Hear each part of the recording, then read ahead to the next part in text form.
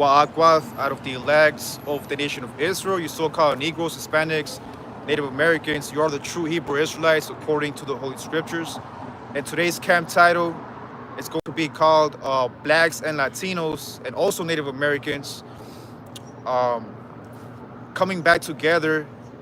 It's putting fear to the whole world. Okay, Blacks and Latinos coming together is really a big threat to the new world order of Esau Edom. And not just any black and Latino, because like the scripture says, not all Israel is of Israel, right? So before we explain the camp title, we give all praise, honor, and glory to Yahweh, Bahashem, Yahushai, Bahashem, Rakak, Wadash. Want to give double honors to the apostles and elders at Great Millstone, which are the men that taught us the 100% truth according to the law and the prophets. Now, blacks and Latinos. Now, we understand that according to the curses, in the last days, we were going to be called bywords and proverbs. Matter of fact, let's open up with that, bro. Proverbs 44 and 14. You know, because 14, because there's no such thing as black. Black is the actual color. Okay, Latino goes back to what they call ethnicity, but really it goes back to a language, the Latin language. Okay, so there's no such thing as even a Native American. Okay, we're actually the Hebrew Israelites, whether you're from the tribe of Ephraim, Northern Kingdom, Gad, or Judah. Okay, so we're only here for the elect of the so-called blacks, Latinos, and Native Americans. So let's open up with Psalms 44 and 14. And we pray this camp is edifying to the hopeful elect out there who's tuning in. This is the book of Psalms, chapter 44, verse 14. Thou make us a byword among the heathen, Yep. a shaking of head among the people. See that? So according to the curses, we were going to be called a proverb and a byword. We just gave examples: black, Latino, Hispanic, Negro, Chicano, okay, Chicano, Mexican, Bo- Wetback, Wetback, yeah, Spitz, Border Hopper, all those languages. yeah. So these are all slang words that the true Israelites were given. Okay, so now let's get the not all Israels of Israel, because not all black and Hispanic, okay, are gonna come together and fulfill prophecy. It's only the elect of the nation of Israel according to the 12 tribes. So let's get that. This is the book of Romans, chapter 9, verse 6. Not as thou, the word of Yahweh had taken none effect, for they are not all Israel, which are of Israel. You want to speak on that, brother? So right here, Paul was pretty much being in the spirit, and he was letting people know. He was talking about who was the adoption, the glory of the covenant, who was given the laws and the service of God, Yahweh, and the promises. And he's if you jump in verse 6 says, not as thou, though the word of Yahweh had taken none effect, for they are not all Israel, which are of Israel. So a lot of our people, even if you see it from the beginning, when Israel left Egypt, not a lot of them were following the law, statute, commandments. Even with Moses, they were being stiff-necked and rebellious. So even though they knew the commandments, they weren't following it. So not all Israel is Israel. Not a lot of our people are not understanding this word. 2/3 of it. And even amongst our people who know that they're Hebrew Israelites, they're not going to make it either. Okay, because they're teaching contrary to the doctrine. They know they're Israelites, but they don't know the full doctrine. And Yahushua, he's only going to save those, okay, who know and understand the full doctrine. I got a quick precept, Romans 11 and 7. Well, then Israel has obtained that which he seeketh for, because our people always seek for knowledge. They go and seek it through a Catholic church, Scientology, okay, Egyptology, different ologies, right? Different ideologies. But it says right here, well, then Israel has not obtained that which he seeketh for, but the elect has obtained it, and the rest were blinded. And why were the rest blinded? Well, let's get a quick precept. This is the book of Corinthians, the second book, 4 and 4. In whom the God of this world, who's the God of this world? Satan. Shaitan. Satan, yeah, Shaitan in the Hebrew is means the adversary. So the God of this world, in a physical form, who is he? So-called white man, Esau Edom.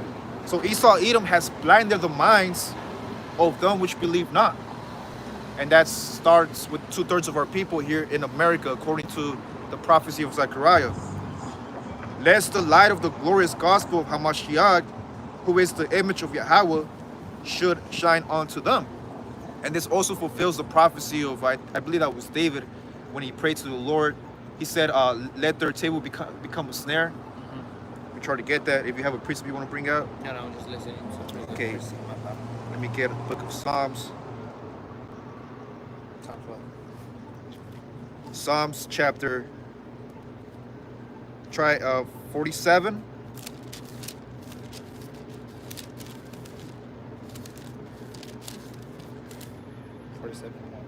Psalms 69 and 22. 69, 22. All the way to verse 25. It's the book of Psalms, chapter 69, verse 22. Let their table become a snare before them, and that which should have been for their welfare. Let it become a trap. Let their eyes be darkened, that they see not, and make their loins continually to shake. Pour out thy indignation upon them, and let thy wrathful anger take hold of them. So this is King David sending a curse to our people. Go ahead, Ak. Verse 25. Let their habitations be desolate, and let none dwell in their tents. Yep. Now let's get 1 Peter 2 and 8. 1 Peter 2 and 8. You can start at verse 6. This is the book of 1 Peter chapter 2, verse 6. Yep. Wherefore also it is contained in the scriptures, behold, I lay in Zion a chief cornerstone, elect, precious, and he that believeth on him shall not be confounded. And who's that cornerstone? That cornerstone is Yahweh Shai. Go ahead, Ak. Verse 7. Unto you therefore which believe Yep. he is precious, but unto them which be disobedient, the stone which the builders disallowed, the same is be the head of the corner, Yep. and a stone of stumbling, and a rock of offense. To who? Even to them which stumble at the word, being disobedient, whereunto also they were appointed. Yep. But ye are a chosen generation, a royal priesthood, a holy nation, a peculiar people, that you should show forward the praise of him who had called you out of darkness Yep. into his marvelous light. So this is Peter speaking to the elect of Israel, not all Israel. Want to get real quick Titus chapter 1 and verse 16. Going into how if you're not of the elect, you're going to be a disobedient son. Okay, according to the law in the Leviticus and Exodus, an obedient son shall be put to death after the second warning. Okay, because if a son is a drunkard or he's lazy, he doesn't want to do anything, slothful, you take him to the priest, and you take him to the priest, and if he don't want to listen to them, then he gets stoned to death. Which was Titus 1. Titus 1 and 16. It's the book of Titus, chapter 1, verse 16. Mhm. They profess that they know Yahweh, but in works they deny him. Yep. Being abominable and disobedient, and unto every good work reprobate. You want to speak on that, bro? They profess that they know Yahweh, but in works they deny him. So there's a lot of our people that say that are Christian, Catholics, or they believe in God. They say that they know him, but they actually don't know him, not in works. Yeah, and works meaning that they don't keep the commandments. Yeah, and they don't know how to please the Most High. Yep. And how do you please the Most High? You keep His commandments. And real quick, an example of a commandment. This is Exodus 21 and 17. And he that curseth his father or his mother shall surely be put to death. And this is spiritual, because a lot of our people, they curse the Most High. Okay, which is your celestial father, or they curse their mother being wisdom. Even at a physical form, a lot of our people, they say they're Catholics or Christians or believers of the Most High, but they're disrespecting their family members. Like it tells in the scriptures, honor your mother and your father. They disrespect the prophets by mocking them too when they're out here in the highways or hedges or making videos or letting them know who they are. Because even the prophets that you see in the highways and hedges, we're like unto our people's father. We're like a father unto our people. For example, let's get a scripture, Hebrews 12 and 9. Hebrews 12 and 9 to prove that we're actually forefathers, right, to the sheep of the nation of Israel. This is the book of Hebrews chapter 12, verse 9. Furthermore, we have had fathers of our flesh. See that? Fathers of our flesh. Go ahead. Which correct us, and Yep. we gave them reverence. Shall we not much rather be in subjection unto the Father of spirits and live? You want to speak on that, brother? Furthermore, we have had fathers of our flesh, which correct us, and we have gave them reverence. So So right here, pretty much, we have our own fathers that correct us, and we show them respect and fear towards them, because they're not, they gave us a whooping. Yeah, for example, we have the elders apostles. Those are examples of our forefathers as well. Shall we not much rather be in subjection unto the Father of spirits and live? So pretty much submit to the Most High and live. Because if we don't, it's a fearful thing to fall in His hands. Like it talks about in Hebrews. Which one is it? Yep. I got one here before you get that. Go ahead. Because the brother mentioned submit. Sub means under, and mid, it means to reverence, right? This is James 4:7. It says, submit yourselves therefore to Yahweh. Resist the devil and he will flee from you. So when you resist and you submit to the will of the Most High, hey, the Most High is pleased with that. Okay? When you're tempted, when you pray to Him, or even read the scriptures, being amongst brothers and staying in the spiritual, connection with the Most High, then the Most High is pleased with you. Which one is this? It's a fearful thing to fall. Okay, that should be in the book of Hebrews, chapter, try 13. No, it's not that one. Just had it right here.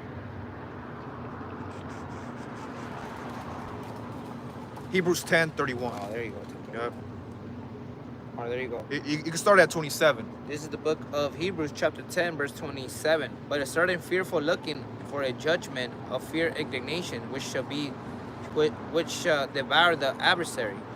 He that despises Moses' law die without mercy under 2 or 3 witnesses. Of how much sore punishment suppose ye shall he be thought worthy, who had trodden underfoot the Son of Yahweh, and had counted the blood of the covenant, wherewith he was sanctified an unholy thing, and had done this despite unto the Spirit of grace.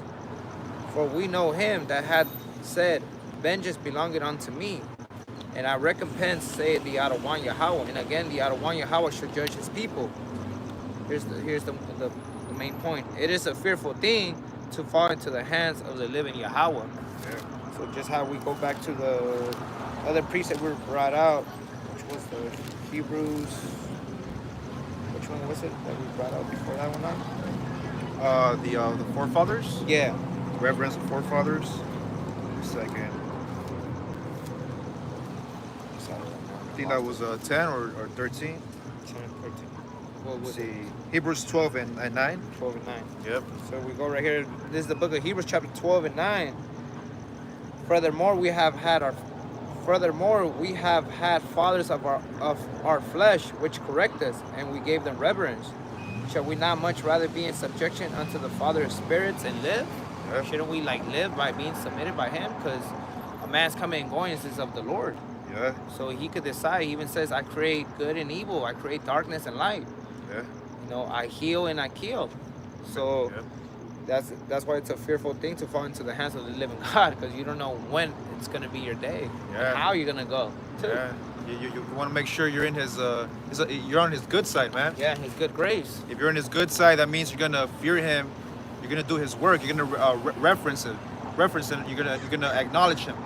Okay. Quick scripture: Matthew 10 and 26. Fear them not, therefore, for there is nothing covered that shall not be revealed, and hid that shall not be known. So this is Yahweh Shai giving us a commandment to want to get Joshua 1 and 9, going into fear not. Oh, yeah. It says, fear them not, therefore. So we're not supposed to fear so-called white men, Esau, Edom. We're not supposed to fear our own people or even the heathens, man. That's a commandment. But it says right here, it says, verse 28, and fear not them who kill the body, but are not able to kill the soul, but rather fear Him which is able to destroy both soul and body in hell. Because Most High could have it where, He kills you with a slow death. Yeah. He not only that, but He could plague your mind. Give me any plague but the plague of the mind. These are examples of what happens when you don't fear the Lord, when you don't follow His commandments. It says, verse 30, but the very hairs of your head are all numbered. Hey, not even Esau with AI technology is able to count how many hairs you have on your head. Only the Most High knows that. Okay, these are the secret things that the Most High knows about every individual on this planet. Okay, what you got, Art? It's the book of Joshua, chapter 1, verse 9. Have not I commanded thee? Be strong and of a good courage. Be not afraid, neither be thou dismayed. For the out of one, thou Yahweh is with thee, whatsoever thou goest. You see, now the Spirit is coming, is throwing the topic of fear. Fear not. Okay, I got another scripture about fear not. Luke 12:32. Fear not, little flock. What's a flock? It's a gathering of sheep. So Yahweh heard the water. So the Lord said to fear not, little flock, for it is your Father's good pleasure to give you the kingdom. See, so the Lord said not to fear him, because ultimately at the end of the day, he's going to give us the kingdom of heaven. Okay, but that's going to start, it's going to be a transition, a very tough transition, like it tells you in the book of Acts 14 and 22, that through much tribulation we shall enter into the kingdom of the Most High. I'll bring it out. So it's going to be tough. You know, we're not going to, tomorrow, the Most High is going to come back with his chariots and beam up the elect. No, that's not going to happen yet. We got to wait for what, bro? We got to wait for this major prophecy to come through, man. And I just read an article, bro, that Elon Musk and Donald Trump, which is Nero, they're going to come together to promote more semiconductors, which is artificial intelligence, which is the mark of the beast, man. So Elon Musk, Trump, Bill Gates, they're coming together, man, to try to establish a new world order, man. So Yahushua can't come back unless this prophecy is fulfilled, okay, which is the implementation of the mark of the beast, which is the AI microchip, okay? What you got, the one that you're talking about, Great Tribulation. Yep. It's the book of Acts, chapter 14, verse 22, confirming the souls of the disciples and exhorting them to continue in the faith, that we must, through much tribulation, enter into the kingdom of Yahweh. So confirming the souls, of the disciples and exhorting them to continue in the faith, like pretty much coming out, reading the word of the Most High, checking out on Akims, letting them know how they're doing, bringing out, listening to their testimony, and then bringing out, scriptures to comfort them, because, words are strong, and the words of the Most High is really strong. Yeah. And to continue in the faith, that we must, through much tribulation, enter into the kingdom of Yahweh. Yeah. Wherever good or bad is going in our lives right now, it shall pass. So, just endure. Yeah, like it says, bro, it says through much tribulation. And to back up, brother, right here, this is Daniel 12 and 1. And as you see in the title, it says the Great Tribulation, because we're heading into Great Tribulation. This is Daniel 12 and 1. And at that time shall Michael, who's Michael? Michael Allah, which is one of the 7 holy angels, shall stand up, the great prince, which standeth for the children of thy people. So only Michael's going to stand up for the elect of Israel. You want to get, brother, Matthew 24 and 21? I was getting it right now. That's beautiful. And at that time Michael shall stand up, the great prince, because even Michael, he's a prince. Okay, he's also an angel. Just like we're angels in the flesh, Michael's an angel in the spiritual realm, which standeth for the children of thy people. And there shall be a time of trouble, Jacob's trouble, right? Such as never was since there was a nation, even to that same time.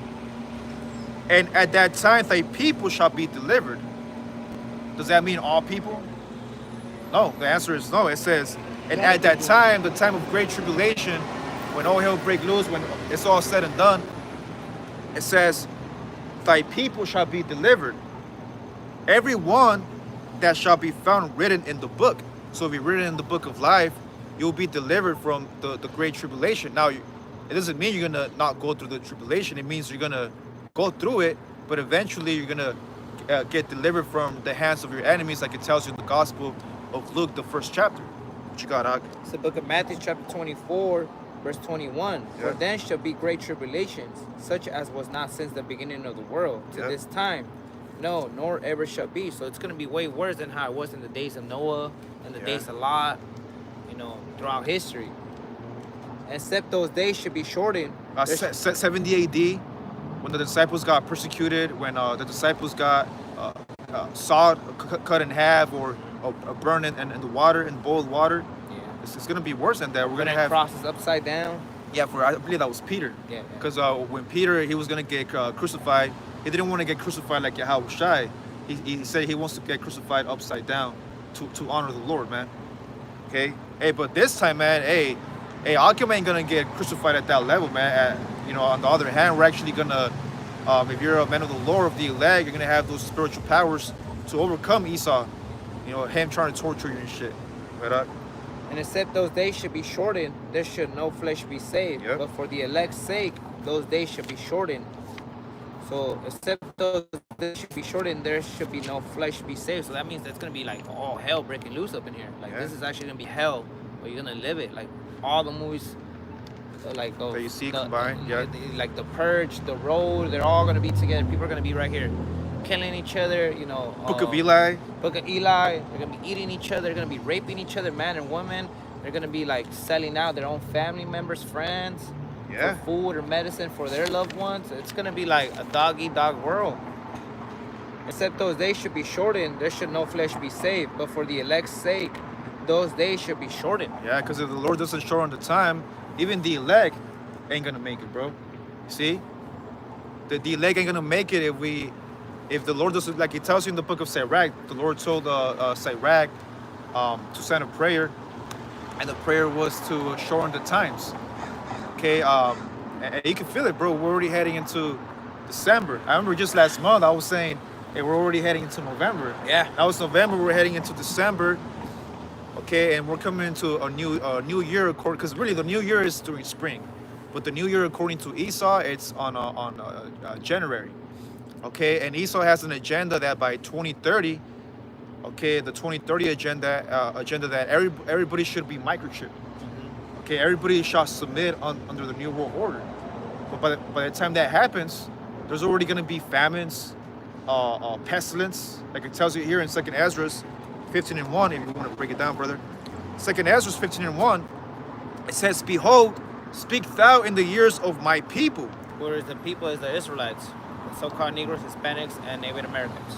The words of prophecy. The words of prophecy. Right now, everything that's going around the world, we're bringing it out because the social media or the media is not going to show what's happening, or these other religions are going to be talking about it. Yeah, we're not here to speak the words of peace and love and safety, and that everything's going to be okay, smooth words. Now, we're here to warn you. It says, "Which I will put in thy mouth, saith the Lord, and cause them to be written in paper." Written in paper, it's in the book. And this book has been around for 2,000 years. To this day, they can't get rid of it. Even if they switch words, the words have the same meaning, just different antonyms and synonyms. Yep. And I just want to say something real quick. The book, the reason why it's called the Bible, that's where you get the word, I believe it's a Greek word, biblios, which means Records.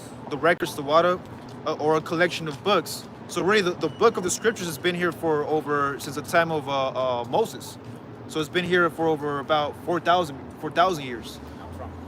So, but the Akim, what he meant was 2,000 years since the time of Yahushua, the gospel. So going back to 2nd Ezra 15 and 3, fear not, again the word fear not, the imaginations against you. Let not the incredulity of them trouble you that speak against you. So we shouldn't fear the imaginations of how people are going to be looking at us, what they're going to say about us, or think about us. Yeah, a good example is when we're out here in the highways and edges, even in thought, they might call us Satanist. Why are you wearing these blankets, these curtains?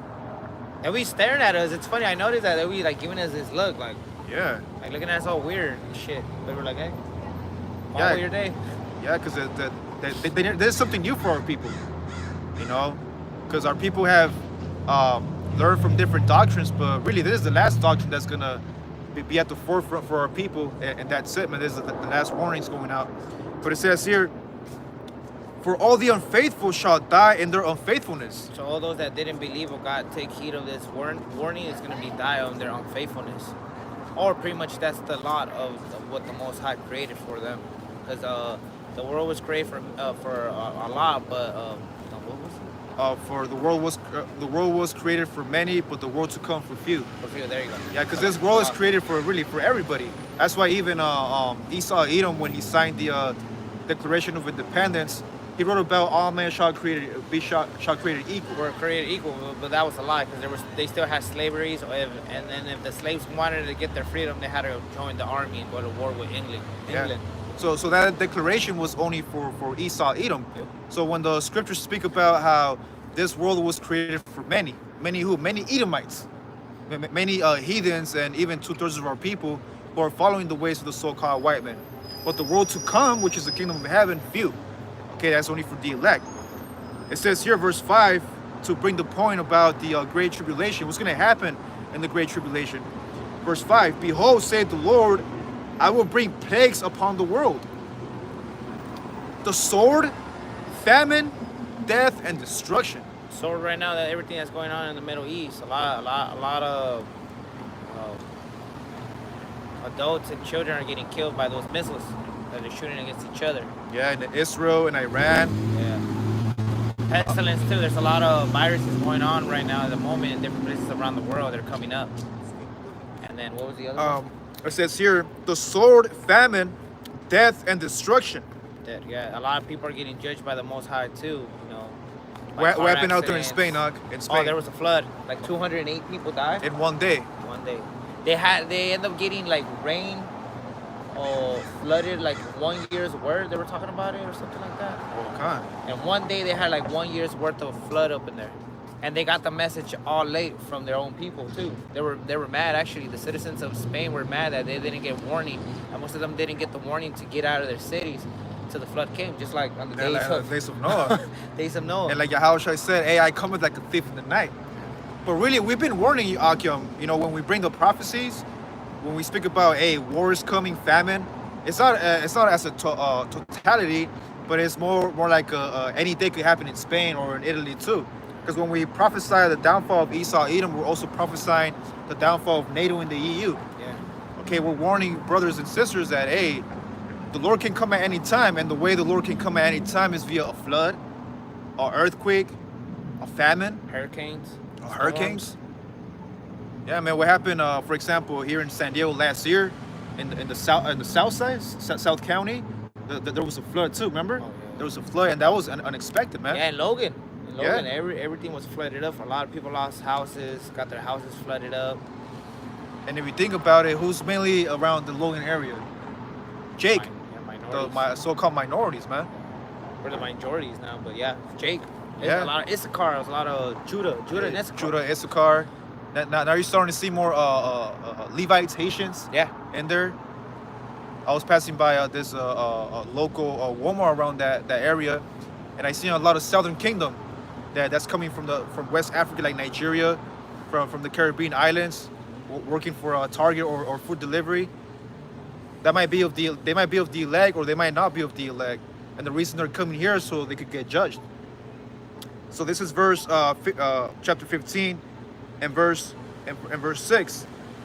And why is the Lord bringing a famine, a sword, death, and destruction? And it tells you here in verse 6.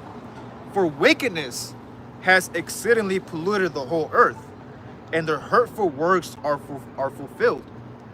So who is that speaking about? Who is wickedness? Let's get Malachi 1:4. Okay, who is that wicked that's written in 2 Ezra 15:6? For wickedness has exceedingly polluted the whole earth. Okay, that's synonymous to a man by the name of the so-called white man, Esau, Edom. Let's get that. This is the book of Malachi, chapter 1, verse 4. Whereas Edom said, we are impoverished, but we will return and build the desolate places. Thus say the Adonai Yahweh of hosts, they shall build, but I will throw down, and they shall call them the border of wickedness. And the people against who the Adonai Yahweh had indignation forever. See, so the reason why the Lord is bringing a sword of famine, destruction to the earth is because Esau, Edom, has exceedingly polluted the whole earth. So how is the so-called white man polluting the whole world? Hey, GMO foods, the weather modification, AI is another example of how Esau is polluting the whole world. Okay, he's also doing it through witchcraft, sorcery, his holidays. When the scriptures speak about how the beast is speaking, the image of the beast, the image represents a lifestyle. That's how it's speaking through witchcraft, sorcery. Okay, their high holidays like Christmas, New Year's Eve, Thanksgiving. We're coming into the time of Thanksgiving. Mm-hmm. That's how the beast speaks. Okay, it also tells you in the scriptures how Esau speaks of blasphemy against the Most High. Okay, He puts our people against each other to fight against each other. Oh, you saw it today. You saw it this week for the elections. The election.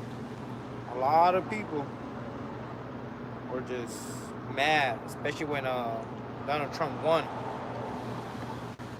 Hey, like it tells you in the book of Proverbs 21 and 1. Because really, a lot of the times, brothers and sisters, they think that the president is elected.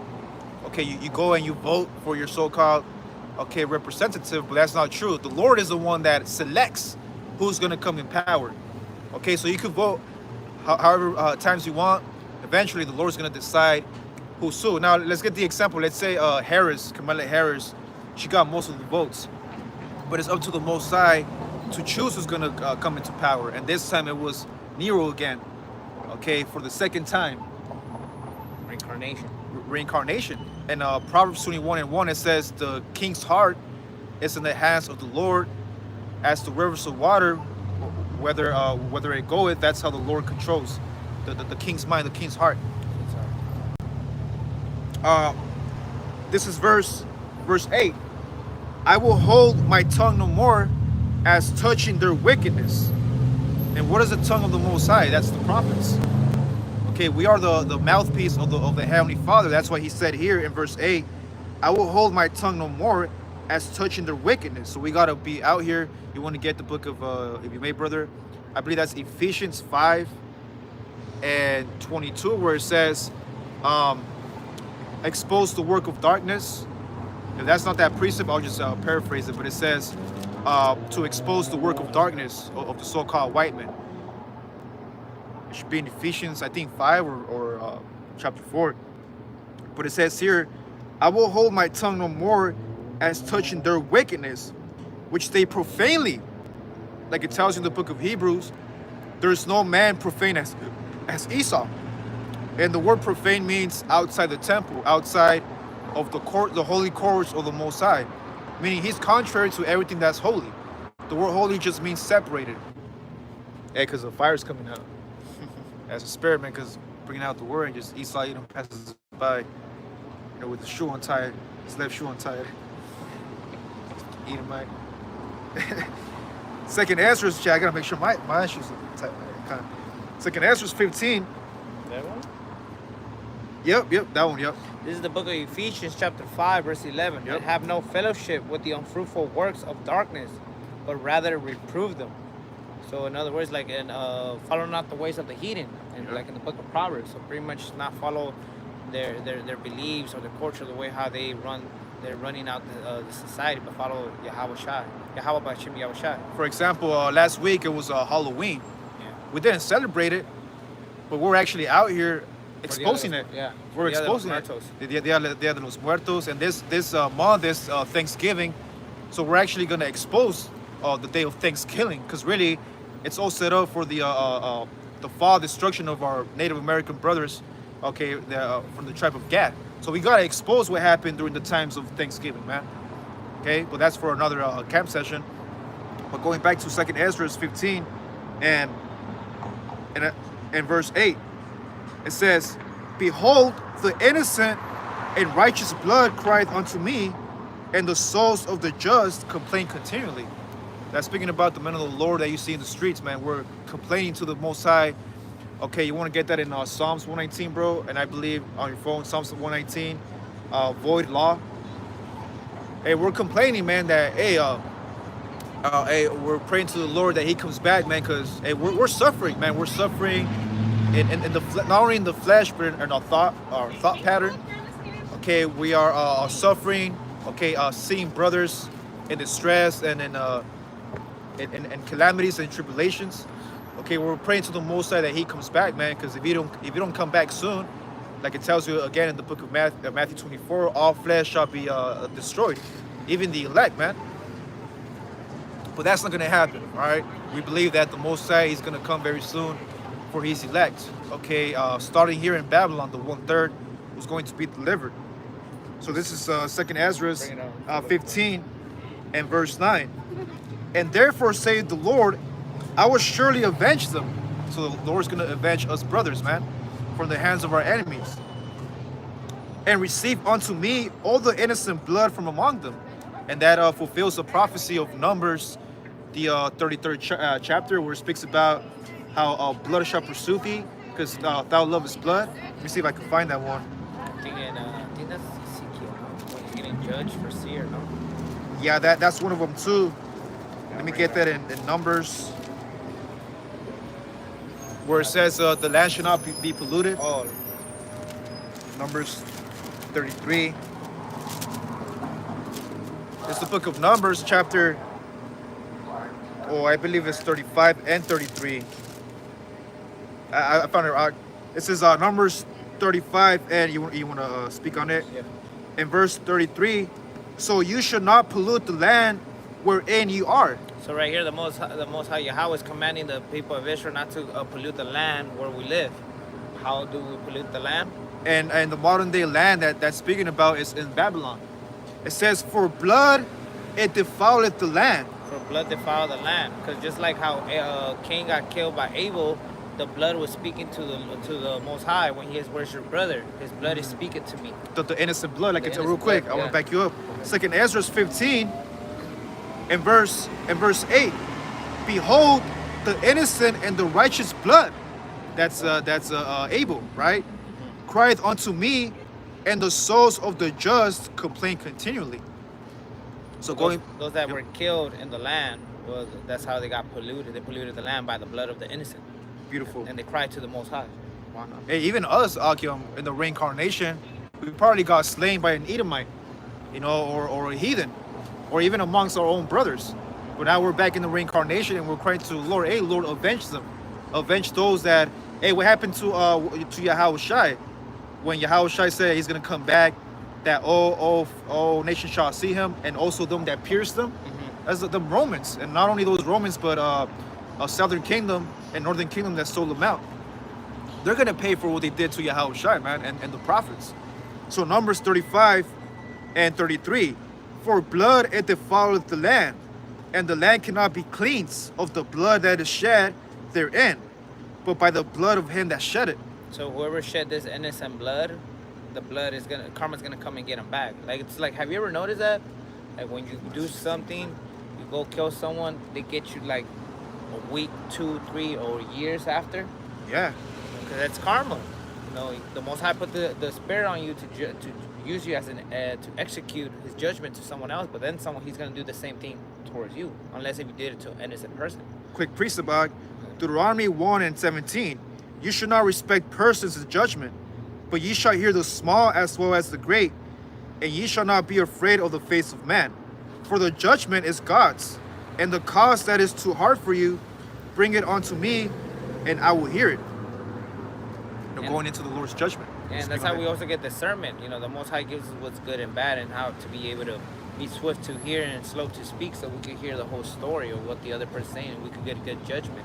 Just like how Solomon was able to judge between those two harlots, and he heard each other's stories, and then he's like, all right, bring the sword, cut this baby in half. And then the real mother that was Solomon, right? Yeah, Solomon was like, no, let the lady keep the baby, let the baby live, and let it be with her. But then the other harlot was like, nah, she's not gonna have him, I'm not gonna have him. That's when Solomon knew, like, that's the mother, because parents gonna give their lives for their kids. Yeah, so that was a true mother. Yeah. And that's how you get discernment. You get it from the Most High by reading his law, statutes, and commandments, knowing what's good and bad, good and evil. Going back to Numbers 35 and 33, it says, and the land cannot be cleansed of the blood that is shed therein, but the blood of him that shed it. Defile not therefore the land which ye shall inhabit. And the land we inhabited was, Arsarid, when the 12 tribe, the Nordic tribe came over here, and then 1492, Christopher Columbus, the Englands, everybody came over here for the New World, and they shed the blood of the Gadites. And then in the late 1600s, early 1700s, our brothers from the Southern Kingdom came to the Americas through ships. Okay, so defiling the land doesn't just include Gad and Issachar and the northern tribes being shed from the blood, but also the Southern Kingdom. Yeah, when they were brought here for slavery and they were whipped or burned, to make Still to this day, bro, our people are being put to death. Yeah, or hanged. I got a quick precept, Jeremiah 16 and 18, going into how you got to, hey, matter of fact, even Isaiah 14, prepare slaughter for their children, for the iniquity of their fathers. Jeremiah 16 and 17, for mine eyes are upon all their ways. So the eyes of the Lord are upon the ways of the white man, what he did to us. They are not hid from my face, neither is their iniquity hid from my eyes. At first, I will recompense their iniquity and their sin double. Like you mentioned earlier, man, you might not pay it next month, next year, or in 10 years, but you can pay it in the long run. And right now, he's about to pay big time, bro, for what he did to us. It's a big tab for him to pay. And you call that righteous judgment. Yeah, because they have defiled my land. Because this land, the land of America, our story, like it tells you in the Apocrypha, it was once the land of the Israelites. Okay? But now the devil, according to John 10 and 10, he came as a thief to destroy, to steal. He came with smooth words, but there was war was in his heart. Yep. You know, he finessed the crap out of our people with those smooth words. Because they defiled my land, they have filled mine inheritance. Who's the Lord's inheritance? Israel. With the carcasses of their detestable and abominable things. O Lord, my strength and my fortress and my refuge in the day of affliction. The Gentiles shall come unto them from the ends of the earth, and shall say, surely our fathers have inherited lies, vanity, and things wherein there is no profit. You want to speak on that? Yeah, a lot of people are gonna well, right now you're seeing that a lot of people are waking up how America is a lie, that everything that their forefathers did to other nations was mostly to the Hispanics, Negroes, and Native Americans was really messed up, and they're realizing. So that's why when we talk about our history, they get hurt. It hurts them because it's true, and everywhere, and they're seeing that all the other nations are seeing it, even their own people, because the Most High has put that spirit, Egypt against Egypt. Yeah, and the real genocide didn't happen in Germany. Yep. 6 million. Come on, that's a little bit, bro. Yeah. The real genocide is happening currently now. Yeah. Over 100 million Israelites have been slaughtered in the land of America. To Okay. this day, they're still killing them. They Right. just don't put it in social on the media because they know if they do, Yeah. you know, it's gonna be like more hell. Yeah, way more hell. And how are people getting killed through the black market, Black market, selling our organs, human trafficking. human trafficking, okay, prostitution. Jeremiah 16 and 20, shall a man make gods unto himself, and they are no gods. Therefore, behold, I will this once cause them to know. I will cause them to know mine hand and my might, and they shall know that my name is Yahweh. So the Lord is going to magnify his name through the prophets, telling them, look, this is what Yahweh is going to do to you for doing this to us. Okay, we are praying to the Lord that he executes judgment. And the Lord said, judgment is mine. Like it tells you, I think it's in Romans, wait upon me. Wait upon me. Vengeance Yeah. belongeth to me. Vengeance belongeth unto me. So all we got to do, Akim, is just come out here, expose Esau, Edom, prophesy against them, go into the scriptures, like it tells you in Isaiah, precept upon precept. And that's all, bro. That's all we got to do. And while we're out here doing the work of the Most High is moving, man. And nature takes its course. Yep, nature takes its course, man. And not start overthinking stuff. Yeah. 'Cause there's times that, like, you know, I'll be overthinking. I'm like, damn, this. But then I'm like, no. Most High got us. Lord willing, he got us. Yeah. Hey, he promised us, bro. The Lord doesn't break his promises, just like he promised us the land of Canaan. He promised us to take down Pharaoh through Moses and Aaron. It even tells you, if you got a precept you want to bring out, Isaiah, I think 14, going into that topic. But I got one here, how the Most High, he took out all our enemies for our sakes. Right, he did. Read that This is the book. Exodus. This is the book of Isaiah, chapter 14, verse 1. For the Adawan Yahweh will have mercy on Jacob, and will yet choose Israel, and set them in their own land, and the strangers shall be joined with them, and they shall cleave to the house of Jacob. So, you know, the Most High is still going to have mercy against Jacob, you know, the 12 tribes of Israel, and he's still going to have love towards us and choose us from all the other nations. You read that one more time, Mark, where it says that the Lord will choose Israel. Yeah, this is the book of Isaiah, chapter 14, verse 1. For the Adawan Yahweh will have mercy on Jacob, and will choose Israel, and set them in their own land. And the strangers shall be joined with them, and they shall cleave to the house of Jacob. And the people shall take them, and bring them to their place. And the house of Israel shall possess them in the land of the Adawan Yahweh for servants and handmaids. And they shall take them captives, whose captives they were, and they shall rule over them, rule over their oppressors. And it shall come to pass in the day that the Adawan Yahweh shall give thee rest from thy sorrow, and from thy fear, and from the hard bondage wherein thou was made to serve. Yeah. I want to back you up. Jeremiah 31 and 23.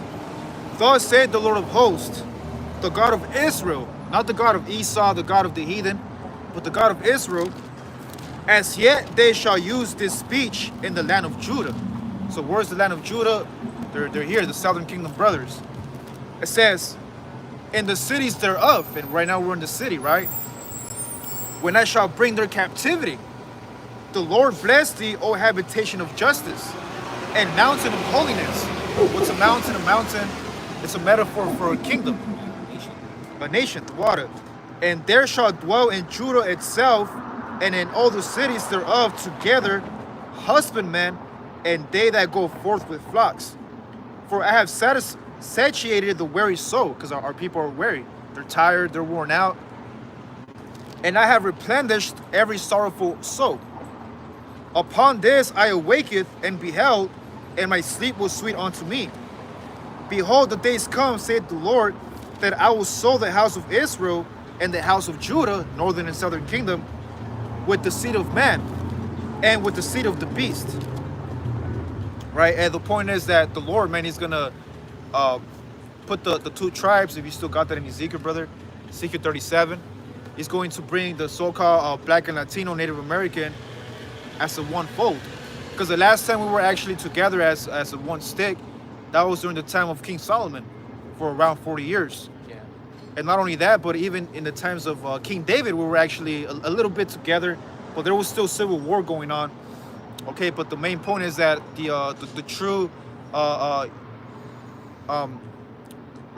when the Israelites came together was during the times of King Solomon. Yeah. Because the Most High promised him that he was going to give him peace all around his borders. Yeah, because he followed the commandments. Yeah, because he asked for wisdom. He didn't ask for riches. He didn't ask for more years of his living or the life of his enemies. He asked for wisdom so he could judge the people righteously. And the Most High loved that. So he gave him wisdom and he gave him everything. Yeah. Money, woman, peace. He gave him the 12 tribes together. 12 tribes. This is the book of Ezekiel chapter 37, verse 1. The hand of the Adawan Yahweh was upon me, and carried me out in the spirit of the Adawan Yahweh, and set me down in the midst of the valley, which was full of bones. The valley which was full of bones. And you just get to the point out where it says, these are the bones of Israel. The bones are Israel. Verse 11. Then he said unto me, Son of man, these bones are the whole house of Israel. Yep. Behold, they say, our bones are dry, and our hope is lost. We are cut off from our parts. Yeah. So right here you can see how our people, they feel like dried up, no hope. It's lost. But when you're dry, it means you don't have water, you don't have the breath of life, really. Because the water is symbolic to this truth, or the truth. And our hope is lost. Our people have no hope. We are cut off from our parts. Therefore prophesy and say unto them, thus say the Adawan Yahweh, behold, O my people, I will open your graves and cause you to come up out of your graves and bring you into the land of Israel. Yeah. You should know that I am the Adawan Yahweh when I have opened your graves, your graves, O my people, and brought you up out of your graves.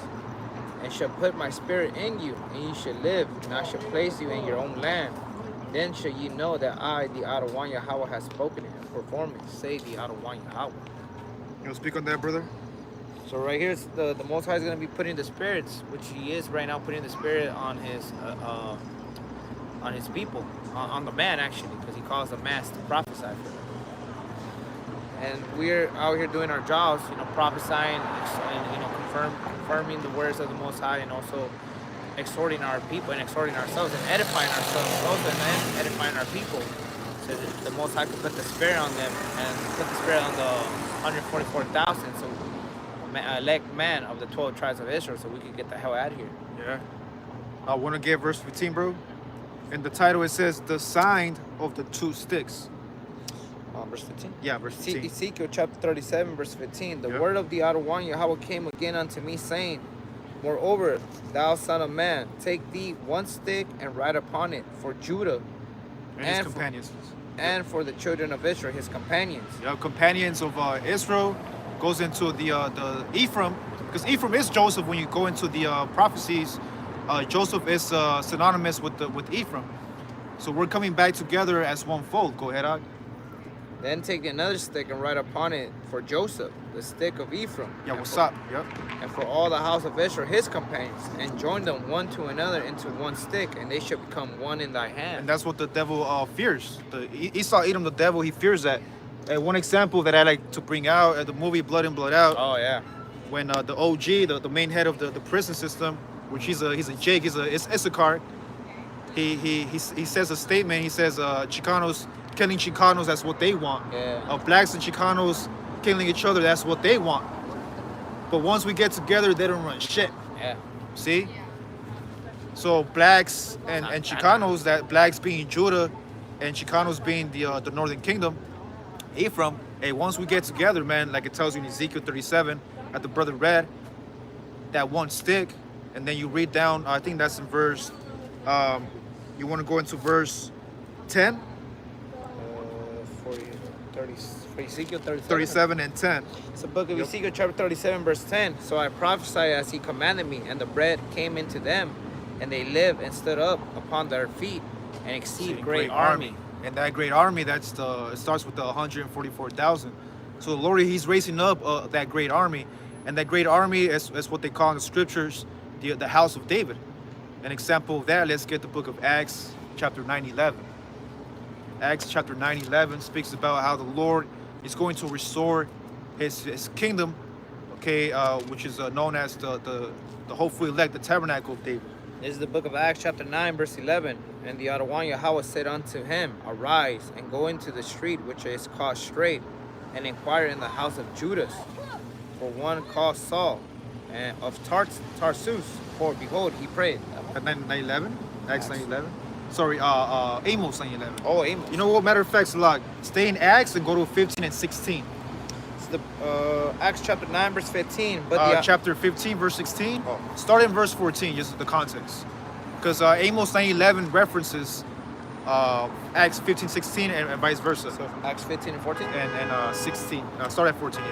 This is the book of Acts chapter 15 verse 14. Simon had declared how Yahweh at the first did visit the Gentiles to take out of them a people for his name, and to this agree the words of the prophets, as it is written, after this I will return and will build again the tabernacle of David, which is fallen down, and I will build again the ruins thereof, and I will set it up. Yeah, that's the one. You want to speak on that, bro? After this I will return and I will build again the tabernacles of David, which is fallen down, and will build again the ruins thereof, and I will set it up. So pretty much right here he was letting us know how the tabernacles of David, who will follow the Most High with wholehearted and mind and spirit, his law, statutes, and commandments, he's going to build up his tabernacles.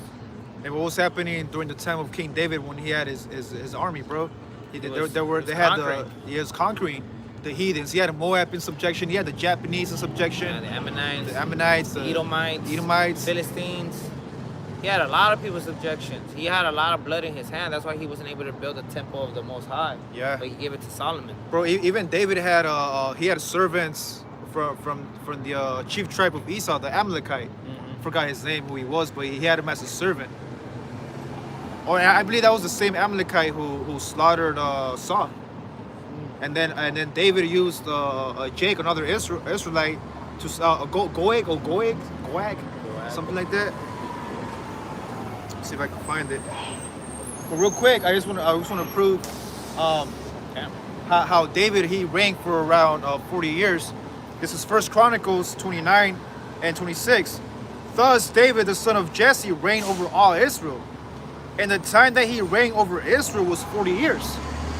7 years reigned he in Hebron, and 33 years reigned he in Jerusalem. And that's spiritual because 33 years old, that was like around the time when Yahushua ended his ministry. And he died in a good old age, full of days, riches and honor.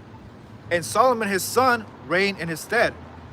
Now the acts of David the king, first and last, behold, they are written in the book of Samuel the seer, the prophet, and in the book of Nathan the prophet, and in the book of Gad the seer, with all his reign and his might, and the times that went over him, and over Israel, and over all the kingdoms of the countries. And this fulfills the prophecy in Sirach 44:1, where it says, "Let us praise now a famous man." So even to this day, King David, he's known as a famous man that's being praised for his honor and his. It says right here, for his honor. Give me a second. Yeah, with all his reign and his might, and the times that went over him, and over Israel, and over all the kingdoms of the countries. So let's go back to Ezekiel 37, and I could read it right here at 27, going into the tabernacle of David. My tabernacle, the word tabernacle means a temple or a house, also shall be with them. Who's the them? Israel. Yeah, I will be their God, and they shall be my people. It says, and the heathen, which are the other nations, shall know that I, Yahweh, do sanctify Israel, when my sanctuary shall be in the midst of them forevermore. So there's gonna come a point where all Israel will come together forever, man, forevermore. Okay, like it tells you in the book of, want to get that, Daniel 7:28, or 2:25, the saints of the Most High shall take the kingdom. And that's happening currently, Akim. We're taking the kingdom slowly, okay, through the preaching of the gospel, and that's it. We don't have to lay arms or, you know, go to the White House and try to go inside and, you know, and have Esau as a hostage, the modern day Pharaoh as a hostage. We're not gonna do that, man. We're actually gonna just come out here and do the will of the Most High through righteousness, Lord's will, and the Lord got us, man. It's the book of Daniel, chapter 7, verse 18. But the saints of the Most High should take the kingdom and possess the kingdom forever, even forever and ever. You want to speak on that, bro? Yep. This is the book of Daniel, chapter 7, verse 18. But the saints of the Most High should take the kingdom and possess the kingdom forever, even forever and ever. Who are the saints? The Israelites. Psalms 50:5 and Psalms 148. 48, 19, or 149. But the saints of the Most High should take the kingdom and possess the kingdom forever, even forever and ever. And that's when we get what's that? What's that? We're gonna possess the kingdom forever and ever, and we're gonna live forever and ever too. Hey, you just read that too in Isaiah. I think that was 14. They shall possess the heathen for husband and handmaids and servants. Yeah. Possessing the kingdom doesn't mean just being there. It means you possess. You have subjects, right? You got slaves, servants.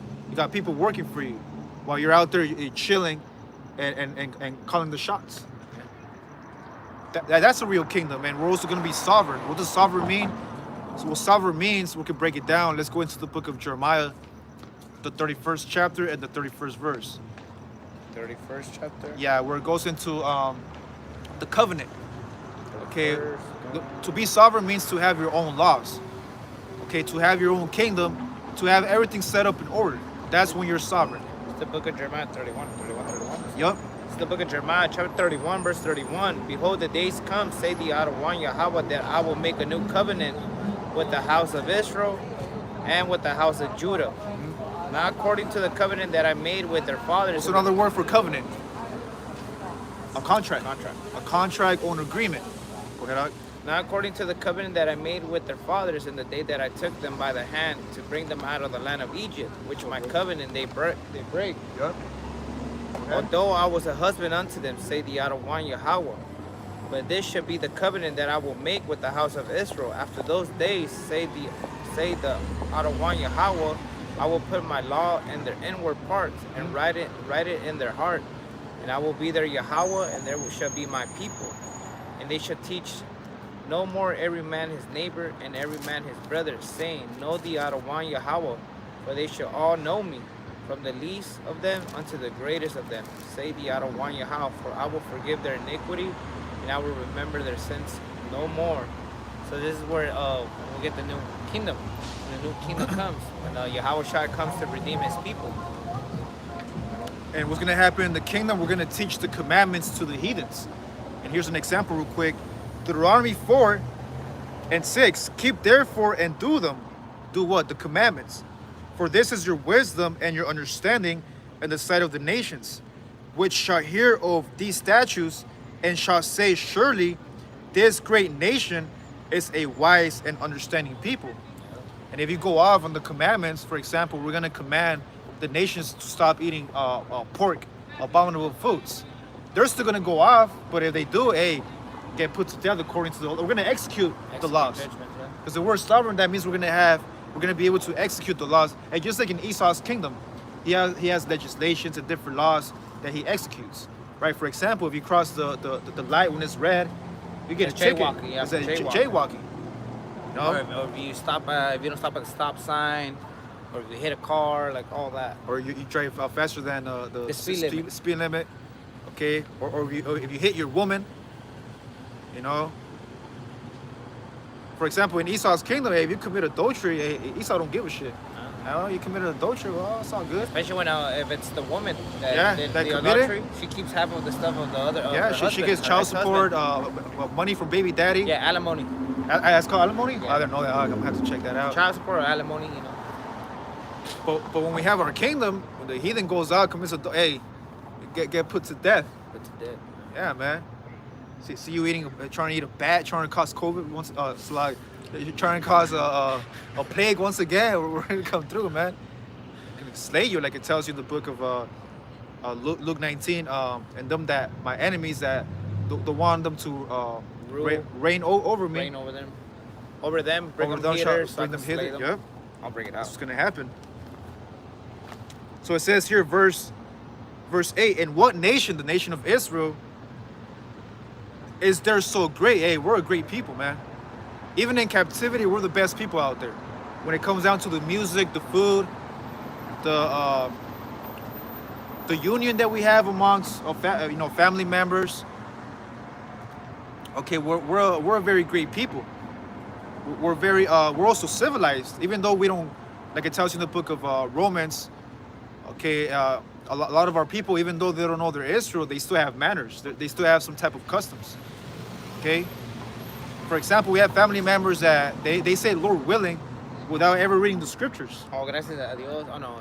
Yeah, gracias a Dios. Si Dios quiere. Yeah, there you go. And they never read that scripture before. Mm-hmm. You know, but it's a custom. It's a custom that has been in our DNA throughout all generations. It says, "In what nation is there so great that has statutes and judgments, so righteous as all this law, which I said before you this day?" Because the thing about our judgments and statutes, our precepts, like it tells you in the book of Hebrews and I think in Malachi, where it says, "I am the Lord, I change not."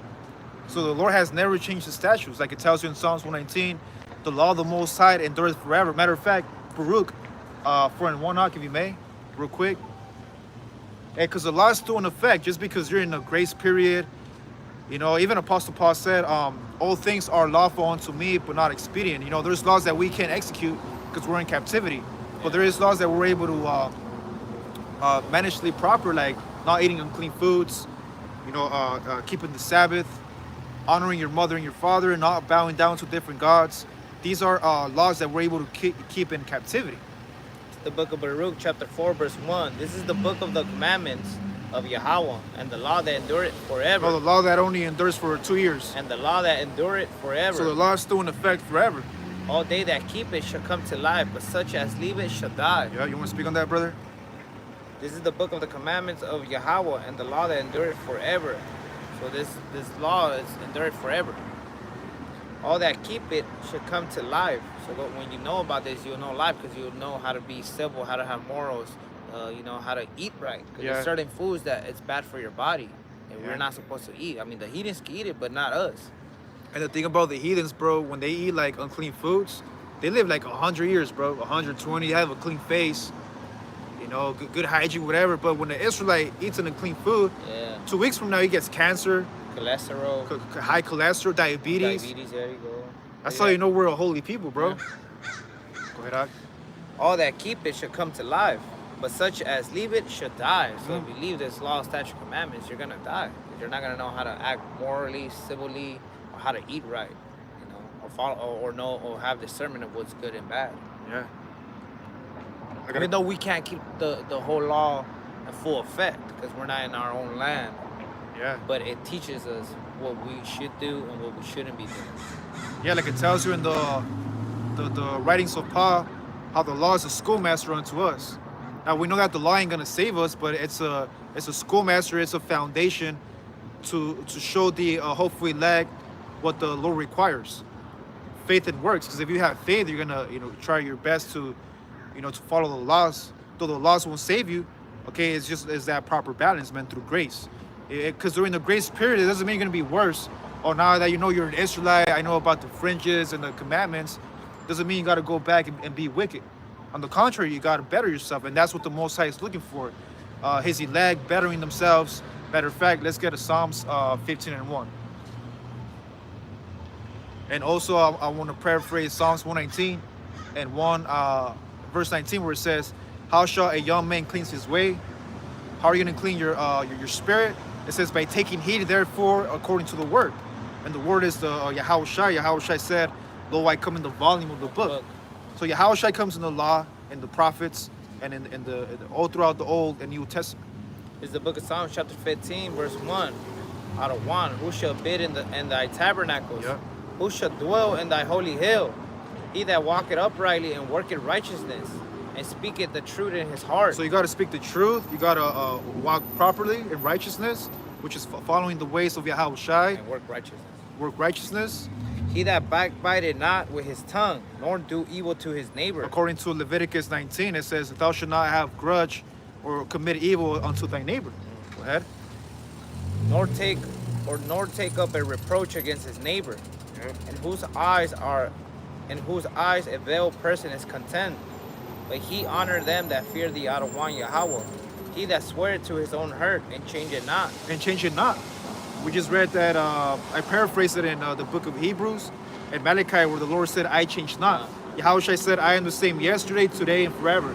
So read that one more time. And this is the book of Psalms 15, verse 4. And whose eyes a veiled person is contemned. But he honor them that fear the Adawan Yahweh. He that sweareth to his own hurt and change it not. Yeah, you can't be like it tells you in James. A double-minded man is unstable in all his ways. You know, one day you're out here saying that the mark of the beast is an RFID chip, and the next week you're like, nah, it's not the mark of the beast. It's actually an embargo. You know, one day you're calling upon the name of Yahweh and Yahushai, and then 2 months from now you're calling upon Jesus Christ. Or Yahweh. Or Yahweh. Or Jehovah. Or Jah. Or Yah. And we seen, which Yah is really a prefix for Yahweh, but if you're going to call upon the name of the Most High, you got to call him fully, man. Yahweh. Okay, which means he exists and he to be. When Moses asked Yahweh, "What is your name?" Yahweh didn't say, "Oh, Yah." You know, to tell the Israelites that Yah spoke to you. No, he said, "Yahweh spoke unto you. That is my name forever unto all generations." Go ahead, out. Verse 5. He that put not out his money to usury, or take reward against the innocent. And what does that mean? That you're not going to sell out? You're not going to, for example, the leader of IUIC, he sold out. That's why prior to him selling out, he used to teach that the mark of the beast is the RFID chip. He used to teach the actual words, the names of the Most High. There's videos of him, bro, in the 1980s, where he's sitting down, you know, dressing like a priest, and then he has this like white cardboard with the name of Yahweh, bro. You know, and then 20 years later, he sold out. First of all, because he got rebuked by the elders, because he went off and he sold out. And now look at him, man, teaching in the name of Jesus Christ. Okay, being proud, coming to the congregation on a horse. I think that was the Passover. That was during the Passover. Yeah. Right, being in the house of is it Mirth, right? Yeah. I think there was a video of him like they were selling clothes too Yeah. for the Passover. Yeah, selling. No, they were also doing a fashion show. Yeah. Like it tells you in the book of Maccabees, they're following the ways of the Greeks, the fashion shows, during the Passover, I believe, saying that you could only have one woman, and that's not true. According to the Bible, you could have multiple women. David's one of them. Solomon, his kids after them. Isaac, Jacob. Jacob. Abraham only had one. No? No, Abraham had he had two. It was the actual wife and the maidservant, I believe. Yeah. Hey, look at Esau and the Mormon church. They believe in have 2 or 3 wives, but about. Well, how come you don't tell the Mormons that? Even people, they get multiple women. They're not married, but they're like with multiple women. They don't care. Women are attracted to power. Yeah. And right now, just because we don't have, which really we do have power. Matter of fact, let's get that, bro. Acts 1:8. So a lot of our people think, oh, look at them in the streets. They don't have no kind of power. And we do have power, man. We have the power of the Ruach HaKodesh right now. This is the book of Acts chapter 1, verse 8. But ye shall receive power after that. The Holy Ghost has come upon you. See, we've been having power. Go ahead. And ye shall be witness unto me, both in Jerusalem and in all Judea, and in Samaria, and unto the uttermost parts of the earth. Yeah, the word power in the Greek, I believe, is the word dynamos, which means the wisdom of the scriptures, man. So if you're able to have the wisdom of the scriptures, you really have true power. Okay, like it tells you in the book of Proverbs, wisdom is more precious than fine gold. Yeah, and rubies. And rubies. And there's a saying in the world, knowledge is power. Yeah. Yeah, so if you have the truth, Akim, you have the power of the Most High, the understanding of the scriptures, man, you have more power than any other CEO out there, man. You know, there's multi-billion-dollar companies. You know, if they don't have this wisdom, really, they're not powerful. Because like it tells you in the book of Proverbs, riches profit not in the day of wrath. But righteousness, which is understanding the scriptures, knowledge, shall deliver you from death. Okay? So is that it for that, bro? Yeah. Okay, let me go back to 2nd Ezra 15, going into prophecy 15 and the Great Tribulation 15 and verse 12. It says, Egypt shall mourn. Matter of fact, let me start at verse 10. Behold, my people is led as a flock to the slaughter. I will suffer them now to dwell in the land of Egypt. And what is the modern day land of Egypt? United States. The United States. Okay, and a good example to know that this is modern day Egypt, look behind your dollar bill. Okay, behind your dollar bill, there's an Egyptian pyramid here. With an all-seeing eye. With the all-seeing eye. And under the pyramid of Egypt, there's Roman numerals that depict 1776, which is the year that the so-called Illuminati, the foundation of the New World Order, was established. 1776. July 4, 1776. Okay, which really the real forefathers is, when I believe this is in Michigan, where you have the statue of 4 Edomites. Oh yeah, but back then it was the Gadites. It's actually the Gadites, man. Those are the real forefathers of this land. Gad, Issachar, Fubald. I don't know what that is. Hey, can you explain what Fubal means? Probably meant something about what we're talking about. North Dakota. Oh, Tawarak. Ah. Tawara, hey brother, beautiful man. Tawara, how about you, North Dakota, man. You have a lot of, matter of fact, bro, go on your phone and type in tribes, Native American tribes of North Dakota. Because, hey, I met testimony. I've actually met brothers from the Hopi tribes, Comanche tribes. I think it was Sosfa or something like that, out there in Arizona. Mount Rushmore. Sitting Bull, forefathers. Joseph, Do you want to show that to the camera? That's a spirit, man. Chief Joseph. That's the Northern Kingdom. Chief Joseph, Sitting Bull, Geronimo, Red Cloud. Damn. That's a badass title, man. Right. You want to type in tribes? What kind of tribes are there in Native American? Hey, the Wada Akim. Hopi know who they are. Yep.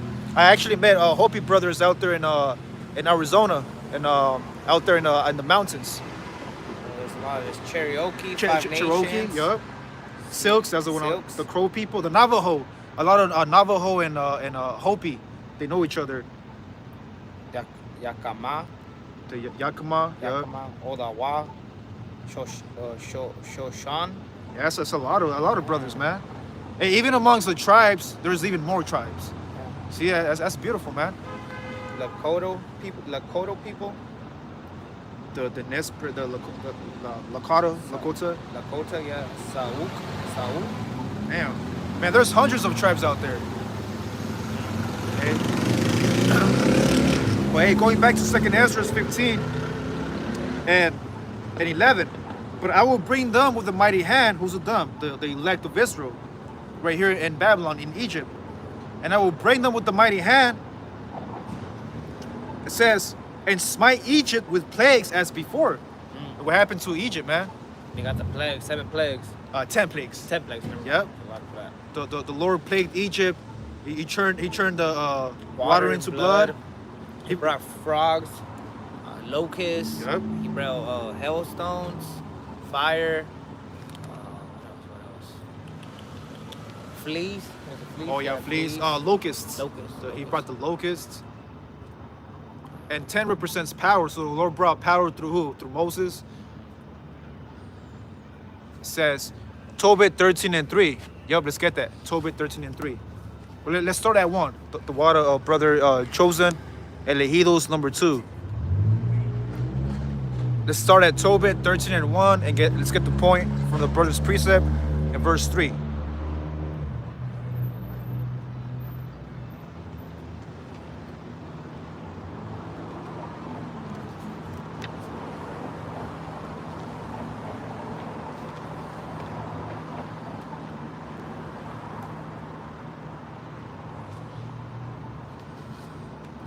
Tobit, what was it? The scripture? 13 and verse 1. 13. The point is in verse 3.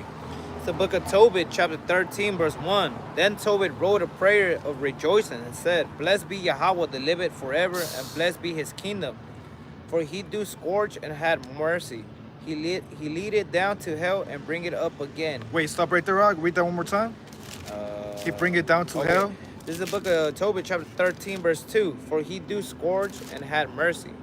He lead it down to hell and bring it up again. Yep, this is 1 Samuel chapter 2 and verse 6.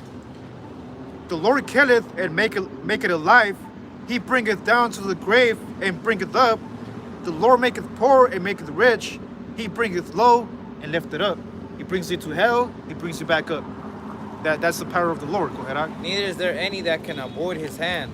Confess him before the Gentiles, ye children of Israel. And what are we doing right now, Ak? We're confessing the name of the Lord amongst the Gentiles, all children of Israel. Confess him before the Gentiles, ye children of Israel, for he has scattered us among them. There declare his greatness and extol him before all the living, for he is our Adawan, and he is the Yahweh our Father forever. And he will scourge us for our iniquities, and will have mercy again, and will gather us out of all the nations among whom he has scattered us. Damn, so we're scattered, man. Like, we just got the example of Gad. Even amongst Gad, there's different tribes, the Hopi, the Comanche, the Cherokee. Even them, they're scattered amongst North Dakota, Michigan, okay, Arizona, Washington. All throughout the 50 states, our people are scattered. Okay, where it says confess them, bro, there's a precept in the gospel that says, he that confesses me in front of the angels, shall I confess with the Father.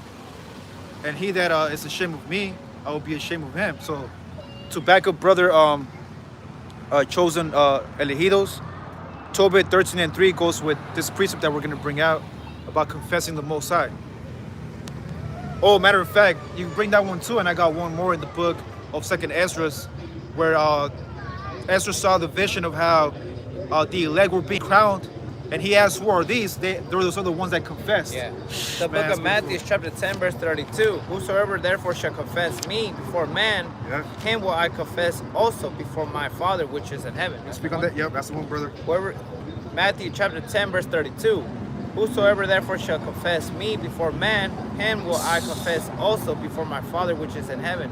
So whoever confesses the real name of Yahweh Yahweh Shai is going to confess about us to his Father when he's in heaven and when he's sending, all these plagues in Babylon, which is modern United States. If you may, brother, go into the word confess. But the blue letter or the dictionary? In the dictionary.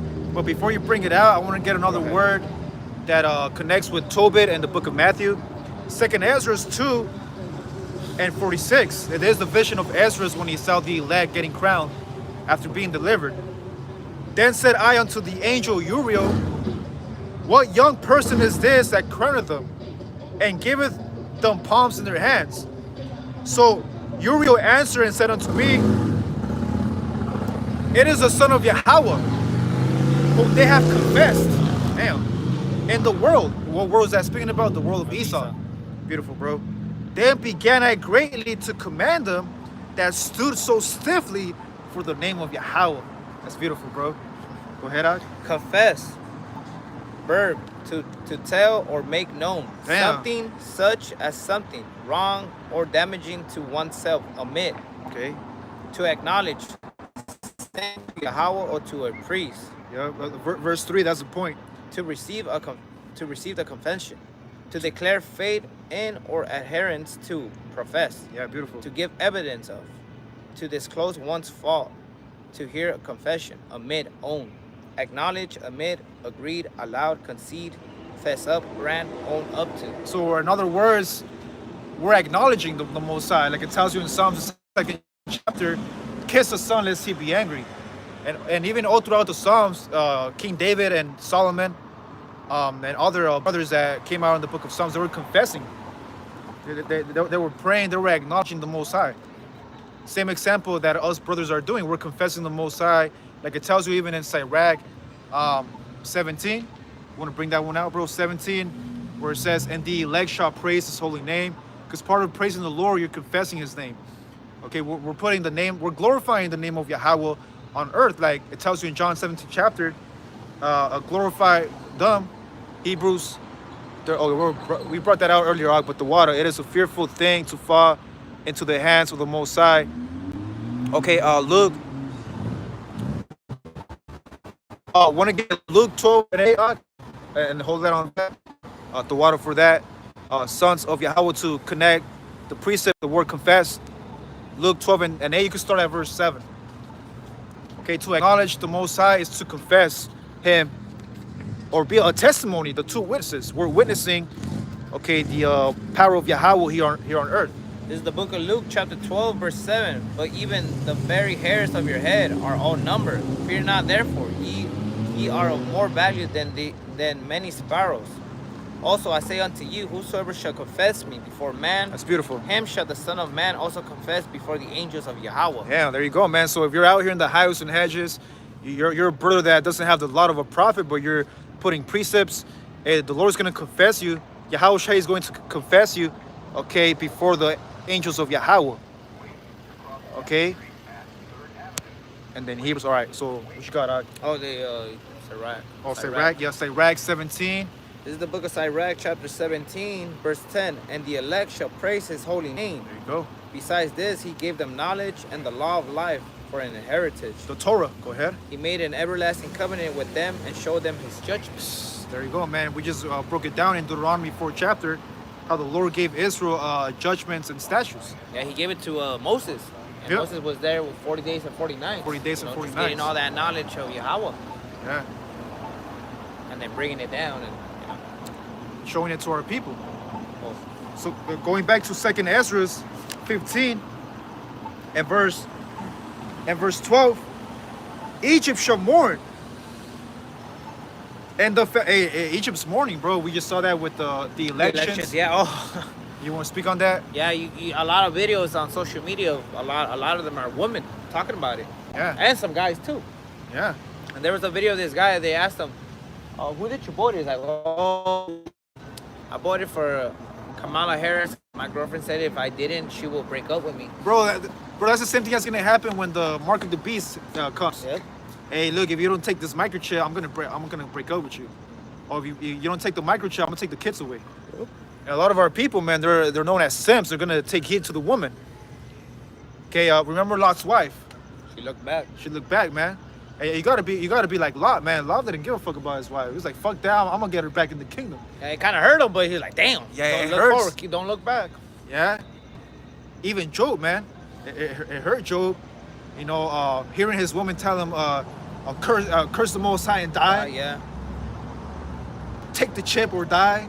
Yeah. Hell no, man. Hey, we are out here to be upon our Father's business, man. We're not here to bow down to no Edomite, no basis of man, like the scripture says. Is this a man that did shake kingdoms? We're not gonna bow down to a caveman. Okay? Brother said, Khan, capitalized. Yeah, that's right, brother.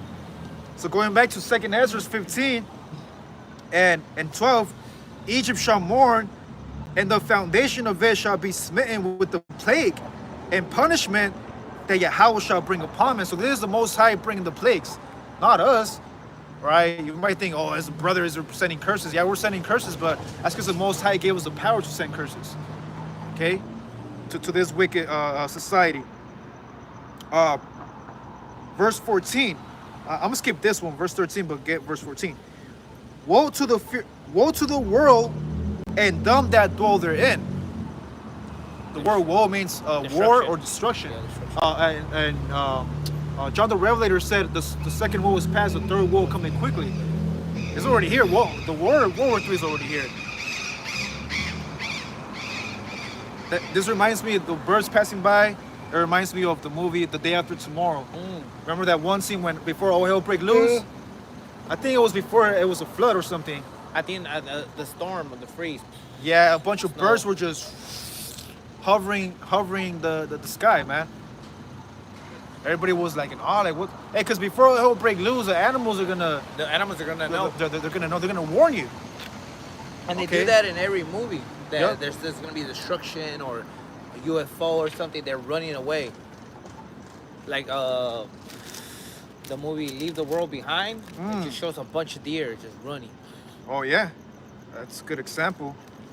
And also, I believe this is in the book of Job, chapter 6 or chapter 5, where it says that the animals shall teach thee. You probably know about that scripture, where it says how the animals shall teach you. I'll bring it up. Because hey, when Yahweh Shai, when they created the universe, including with the animals and humans, animals were here before humans. Okay, so animals are very spiritual. Even Gad acknowledges that. For example, the sitting bull, a red cloud, the different names of the constellations and the animals, man, they were actually here way before us. So we gotta respect the animals too, man. This is the book of Job, chapter 12, verse 7. But ask now the beast, There you go. and they shall teach thee, and the fowls of the air, and they shall tell thee. Man, that's spiritual, man. So right now, that those birds, the fowls of the air pass by, that was a warning, man. The Lord sending warnings, okay, to the people, man. But we get it, it's sunset, you know, so birds are migrating They're going to their to go to sleep or somewhere else. somewhere to find a place.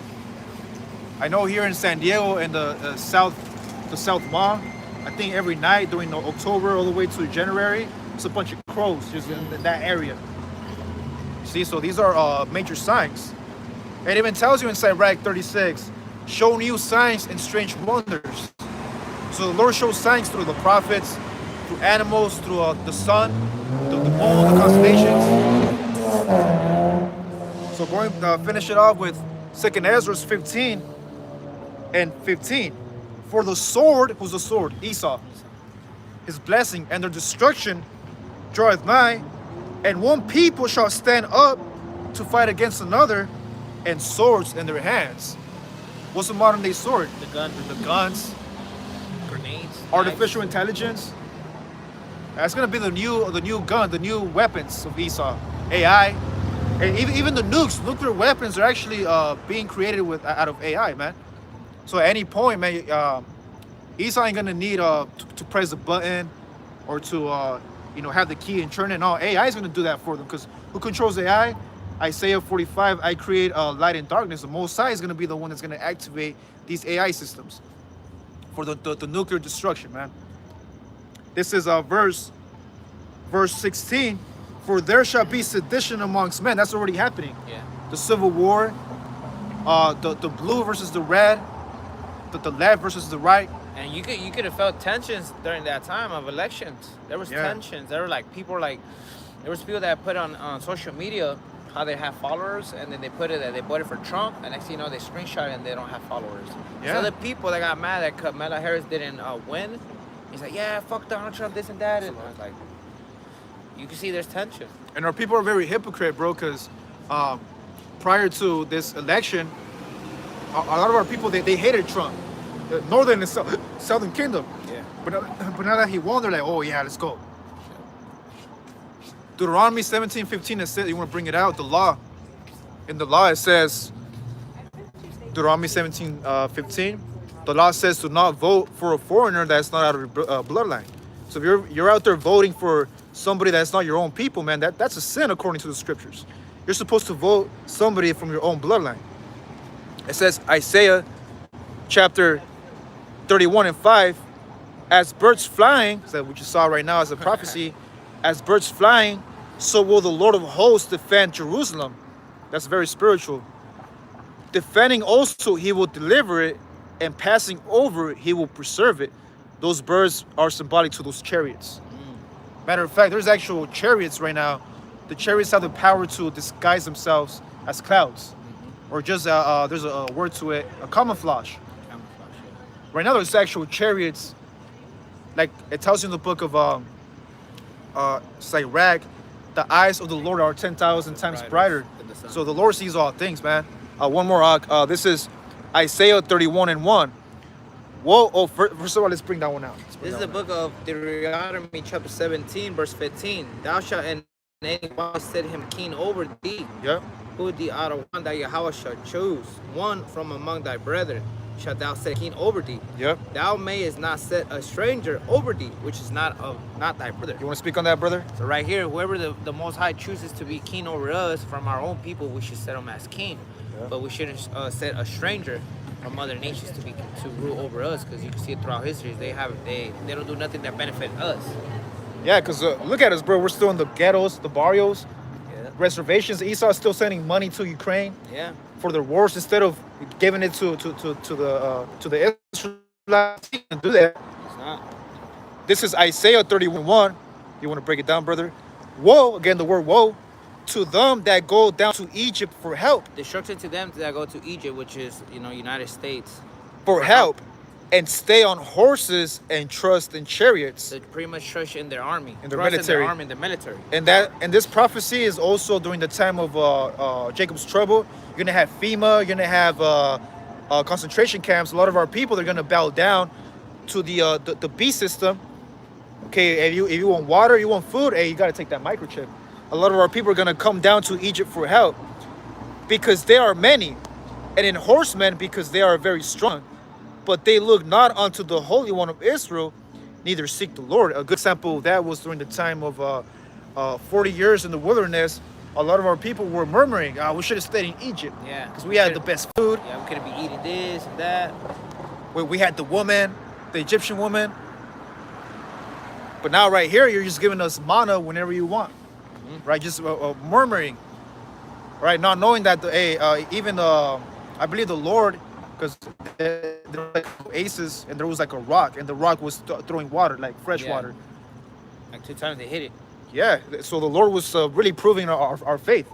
Are you going to believe in me or not? It says, Holy One of Israel, neither seek the Lord. Herod. I don't know what that means, Doc. Is that the Herod, the king of Herod? Oh, the king of Herod. Oh, during the times of Yahushua. Okay, Khan, the water brother. Oh, you had a precept, Doc? No, I already. Okay, so going back to 2 Ezra 15 and 16. For there shall be sedition amongst men and invading one another. That's civil war, basically. And this actually also happened during the times of David, bro. We had a civil war against one another. I think it was with Abner. Abner, yeah. You had Northern Kingdom going against Northern Kingdom, Northern Kingdom going against Southern Kingdom. And it tells you that in Isaiah 11, Ephraim shall not vex Judah. Judah and Ephraim were, even to this day, we have what they call the Crips, the Bloods, the Norteños, Sureños, the West, the East. There's old division that happened, okay, and throughout our timeline. This is Numbers 11 and 5. We remember the fish which we did eat in Egypt freely. Oh, that's when Israel That's beautiful, brother. was murmuring. In other words, bitching. They were bitching. The cucumbers and the melons and the leeks and the onions and the garlic. That's beautiful, bro. Yeah. So we remember the fish. We're pretty much remembering all the good food we were eating instead of the food that we were eating in the wilderness.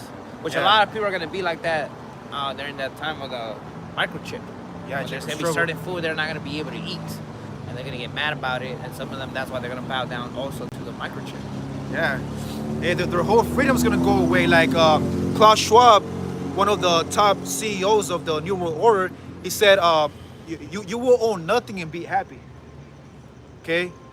If you want a big old New York steak, you're going to have to take the microchip and probably bow down to the white man. You want McDonald's once again? You want to... matter of fact, speaking about McDonald's, last time I was around the drive-thru and they already have AI right there, bro. Damn. AI speaking. Hey, can I take your order? And then you just tell them the order and they had it on point, bro. Come on now. Hey, AI is advancing rapidly.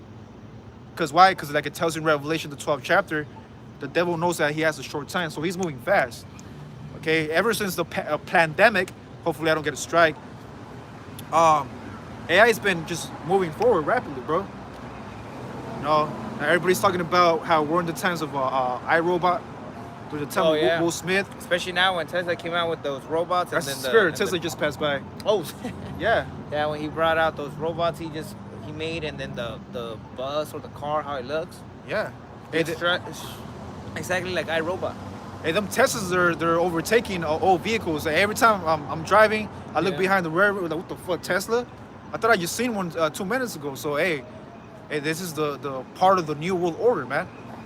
Okay, and the thing about Teslas, bro, they're able to be hacked. Yeah. They're made of lithium batteries, but you can actually hack them, bro.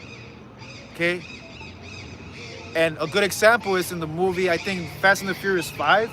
There was a scene when they were in the freeway. Oh no, that's Too Fast Too Furious when they're in the freeway and they're looking at where they're going. Is that it? No, the second one. Yeah, Too Fast Too Furious when they're in the freeway and they're trying to get to some spot, and then the cops think they're running away, but they're actually running to the spot they're supposed to get. No, it's a different fifth one, bro. When they're driving, okay, of course, they're driving and then the cars they start getting hacked. Oh. And they crash into other cars because they got. I'm gonna have to look for that. Okay. But that's one example how Esau has the power to control AI. Really is the Most High, but it's the left side of the Most High. But going back to 2 Ezra 15 and 16, they should not regard their kings nor princes, and the course of their actions shall stand in their power. And that already happened twice in Babylon to Nero, okay, which we believe through the spirit, that's Nero, Donald Trump. There was a first attempt of his assassination. That's an example of 2 Ezra 15 and 16. They should not regard their kings, Pharaoh, right, Trump, president, nor princes, and the course of their actions shall stand in their power. A man shall desire to go into a city and should not be able. Why? Because he don't have the microchip. You want access to the next city? Hey, where's your, for example, they ask for your papers, right? Your documents, your ID. But now in the future, which is happening, they're going to ask for, hey, where's your microchip? Yeah, there was a movie called In Time. And it's to go to city, they had to put their time. And their time was their life, basically. Yeah, that's what it is. And the higher they went on the more this is all going to be about status. Yeah. If you have the microchip, it's going to be a bigger status. Oh, also, there's one in the... it's called Black Mirror. I believe that's the first scene where, for example, like kind of like when you have Uber or Lyft, you give your driver stars, 5 stars. Oh yeah, I seen that one. So if you have 5 stars, man, you have access to everything you want. The best food, the best haircut. Yeah. No, but if you have 1 star, you can have access to the airport. Pretty much you're homeless. Yeah. Can't drive your car. Right, you can have access to food or water. Yeah, and I think in the same TV show they show that like if you talk to a person a certain way, your status starts going down. Oh yeah, if you're a 5 star, which if you're rich, if you speak to a poor person, which is a 1 star, hey, your points go down. Mm-hmm. Hey, this is an example. Or talk to them in a different kind of tone or aggressive. Oh yeah, kind. And that's gonna happen very soon, man. To the prophets, and you can't talk to the prophets. If you talk to the prophets, you go back to 1 star. So that's why a lot of in the spiritual realm, that's why a lot of people don't want to talk to us. I don't want to talk to them because they're involved in a cult, you know. And that fulfills the prophecy, okay, of the scripture in the book of Matthew 24 or Matthew 25, where it says how there shall be division amongst a man, for a man and the wife, the nephew, the suegra. Oh yeah, the daughter-in-law with the mother-in-law, the father-in-law with the son-in-law. Yeah. For example, right now you might have, you know, your co-worker that speaks to you, your CEO, your manager, your cousins, your aunties, your friends in the world. They talk to you now, but once all hell break loose, they're not gonna want to talk to you. Like, nah, he's a Hebrew Israelite. I can't talk to this Hebrew Israelite, or I might get put to death. No, that's gonna happen very soon, man. That's an example of persecution. It says, where was I? Okay, 2nd Ezra 15. Finish it off. 2 more precepts, almost 2 hours. It says, for because of their pride. Hey, America's very proudful, bro. They are. They take pride in their patriotic acts. Okay, they're that homeless guy that tried to talk to us and we ignored him because we were talking. He came like, hey, hello. Yeah. Remember him? They think they're entitled. Like he wanted us to answer him when he saw that we were talking. Yeah. That's an example of pride. It says, for because of their pride, the city shall be troubled, the houses shall be destroyed, the purge, and men shall be afraid. A lot of men are going to be afraid. You want to read it? This is the book of Ecclesiastes, chapter 13, verse 23. When a rich man speaketh, up with 5 stars. Every man hold his tongue, and look what he said. They extolled it to the clouds. But when the poor man speaketh, the 1 star, they say, what fellow is this? And if you finish it, probably pasting it. Oh, yeah. And that is true. That is true. Like you can see it in this society. If you don't have like a degree, people look at you all like, what? Yeah. But if you have this wisdom and you know some certain stuff, but they don't look at you like, you don't know what you're talking about because you don't have a degree on it. You got it right here, Og. And he stumbles, they will, okay, wait. He stumbles, they And will he help stumbles, to they will overthrow help it. him to overthrow it. Yeah. Okay. Oh, you want to, right here? Finish it off. And if he stumbles, they will help to overthrow it. Yeah. Proverbs 16 and 19. Better it is to be of a humble spirit with the lowly than to divide the spoil with the proud. Yeah. Yeah. Hey, even Theodore Roosevelt, I believe he was the 17th president of Babylon. He said a thorough knowledge of the Bible is better than any college education. He said that, bro. Okay, so if you're a brother that has the understanding of the Bible, man, you have a better education than a lot of these people that have a PhD degree, that they're still in debt. Yeah. To the college. Working a job they don't even like to pay off that degree. Bro, you got a lot of people walking around with the PhD and they still work at McDonald's, man. Yep. I work 2 jobs. 2 jobs. Shit, 3 jobs now. 4. Yeah. You used to barely make it in Babylon the Great. So at the water for those precepts, Akim. So verse 19. A man shall have no pity upon his neighbor, but shall destroy their houses with the sword. So their heart's gonna be cold. They're gonna be cold as ice. They're not gonna care. They're gonna go to that house and destroy it and get what you guys have and what they need from you. Because it's gonna be a dog-eat-dog world. Yeah. It's survival of the fittest. Yeah, Yahushua paraphrased Ezra where he said, because iniquity shall abound, the love of many shall wax cold. Yeah, a lot of cold hearts out here, man. Hey, but if you're of the elect, man, you're also gonna be cold-hearted, but you won't be cold-hearted amongst the brotherhood, man. You're gonna help the brotherhood. Shit, I know you're going through it, man. Shit, I got you. I know somebody that has a microchip that could hook you up. See, man? So, hey, even the heathens, man, that the Lord's gonna put the spirit on heathens to acknowledge the prophets, man. A lot of things could happen, a lot of scenarios, man. Yeah. And only the Lord knows what kind of scenario each brother's gonna go through. It says, but shall destroy their houses with the sword and spoil their goods because of the lack of bread and for great tribulation. Behold, saith the Lord, the great tribulation, we just broke it down. In Daniel, the 12th chapter, there shall be great tribulation as never before, even since there was a nation. Behold, saith Yahweh, I will call together all the kings of the earth to reverence me, which are from the rising of the sun, from the south, from the east, right? Like Vladimir Putin, Kim Jong Un, okay, Xi Jinping, I think that's the president of China. Okay, every king on this earth will bow down to the King of Kings, which is Yahweh and Yahweh Shai. Right, hey, so we're gonna close down with these last three precepts from Akim. Let's get our 2 Timothy 3 and 1. 2 Timothy chapter 3 verse 1. This know also that in the last days perilous times shall come. We are in perilous times. I'll just bring it on. Yep, beautiful. My phone. You get that, and I'll get Sirach. Yeah. Sorry, I'll read it So from it here. was 2 Timothy 3 and 1, and then all the way down to verse 3, going into how the love of many shall wax cold. And we are in perilous times, man. There's a lot of shit going on this here. is the book of 2 Timothy chapter 3 verse 1. This know also that in the last days perilous times shall come.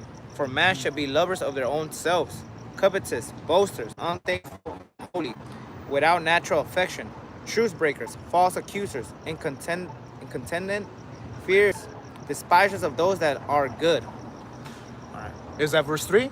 Yeah, that's verse 3. You Traitors, yeah. high mind, lovers of pleasure more than lovers of Yahweh.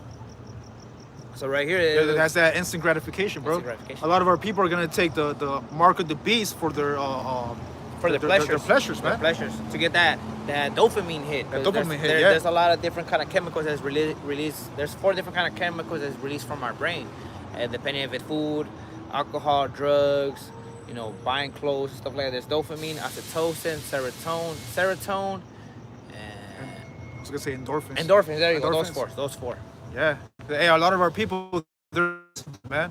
Yeah. A lot of our people can't go 12 hours without eating. They go 15 hours and they lose their minds, bro. They get mad. They can't abstain for at least 1 day, 2 days without eating.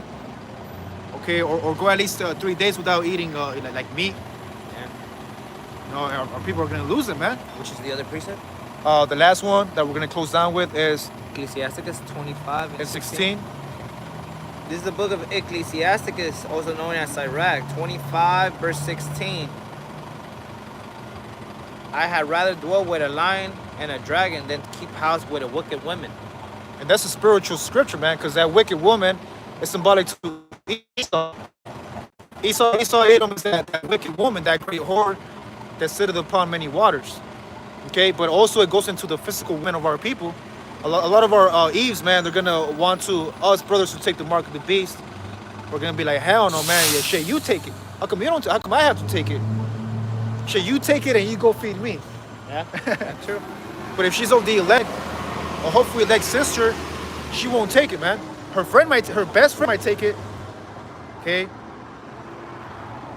And we pray we don't take it, Akim. So, hey, with that, we pray this camp session was edifying. Blacks and Latinos, Native Americans coming together. Okay, that's a fearful thing, a fearful sight to the heathen, man. It's a threat to the New World Order. And with that, the water for you two brothers for bringing out the precepts of the Most High. With that, I want to say shalom. Shalom.